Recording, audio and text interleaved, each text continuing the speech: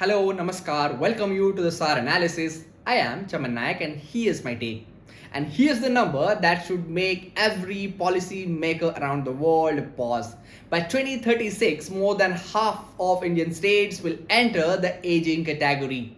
When in Kerala alone, nearly 1 in every 4 people will be above the age of 60, while the working age population will fall below the 60% age.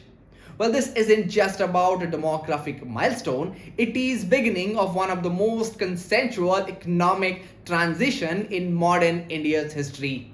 Now here's what evidence speaks about. Kerala has become the first Indian state to formally prepare for its new reality.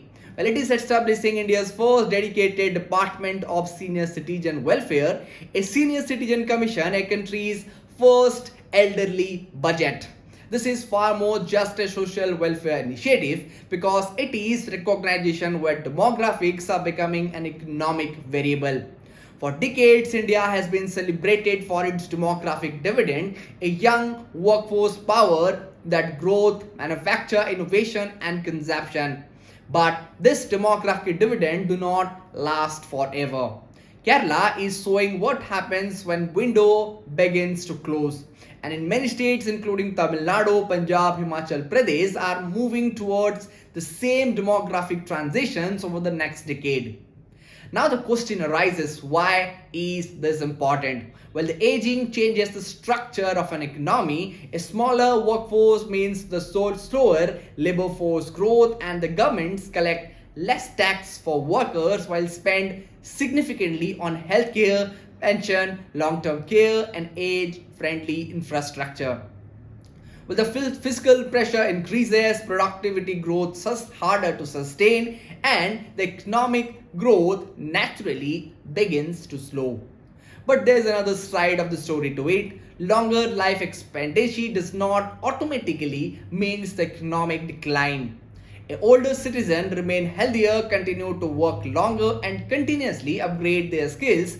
Aging can create a new industry from assisted living to home healthcare to medical technology and financial planning and robotics. Well, in other words, the future economy won't just be built by the young workforce, it will be built around the older consumers. Well, the countries like Japan and South Korea have already demonstrated both the risk and the opportunities of the aging society, and India now stand at the same crossroad. Now let's look at the bigger geopolitical picture. Well, demographics have always shaped the geopolitics. The nation's workforce determines its manufacturing strength, its taxpayer determine the fiscal capacity, and its productivity determines the strategic influence. As the population age across Asia, Europe, and eventually India, the competition between the countries will be increasingly revolve around one question: who can remain productive despite becoming older? The countries that redesign the healthcare, labor market, education, and retirement system early will definitely possess a long-term economic advantage. Kerala may not simply announcing or simply responding to aging, it may be offering India's first blueprint for navigating the post-demographic dividend era.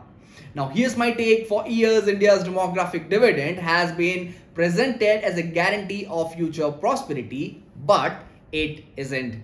A demographic dividend is an opportunity, not a permanent advantage, because Kerala is sending a far more important signal that demographics are not destiny, the preparedness is.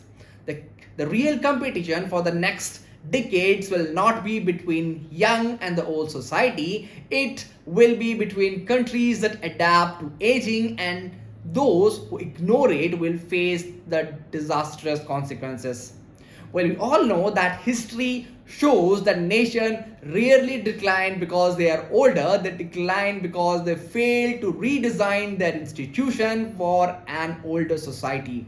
India still has the time, but the window is narrowing. The question is no longer whether India will age. The real question is whether India can transform the aging from a fiscal burden to next economic advantage.